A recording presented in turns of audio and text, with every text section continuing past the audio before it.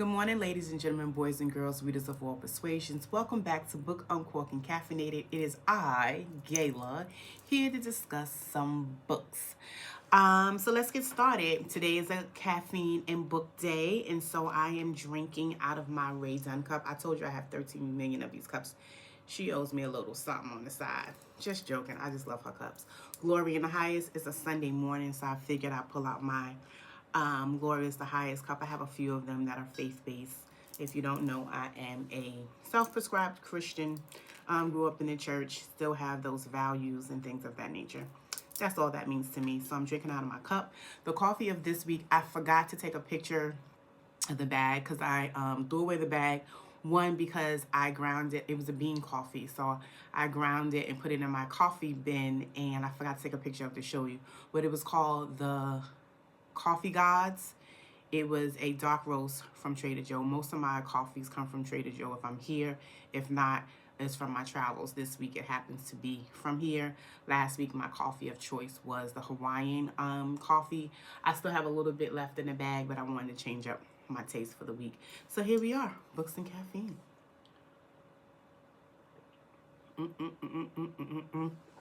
So let's get started. So today's video is basically the books that I would like to read in the month of March.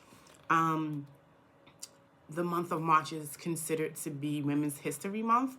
So I'm really targeting books that talk about women's stories, books by women, and primarily women of color. So let's get started. The first few books are kind of short, so I'm probably going to get through these super quickly. The first one is titled The Author of Manifestation Essentials for Black Women, a mental health workbook to creating your dreams, harnessing your inner strength, and uncovering your true potential by Jada Amari.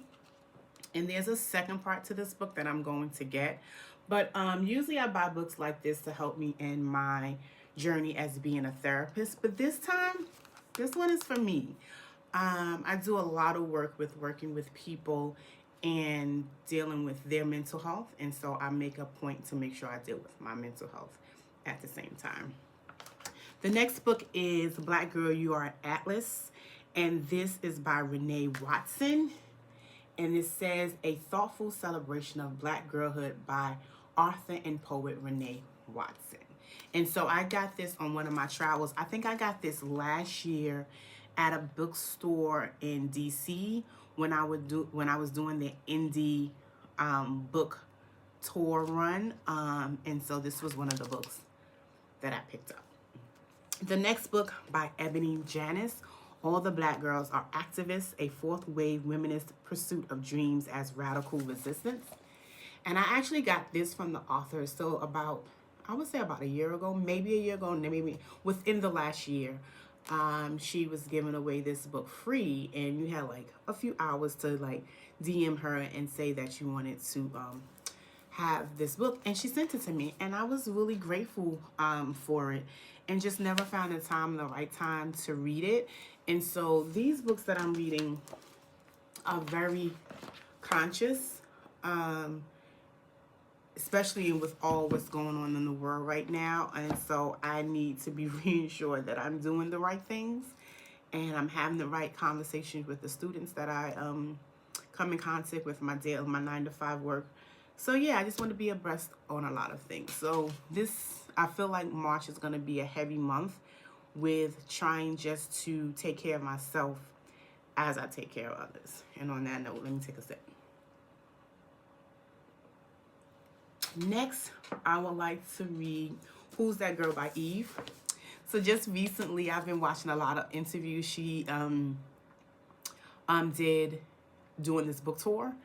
And I think this book came out last year sometime. I don't know what part of the year. And, you know, I'm a 90s kid, grew up on her music.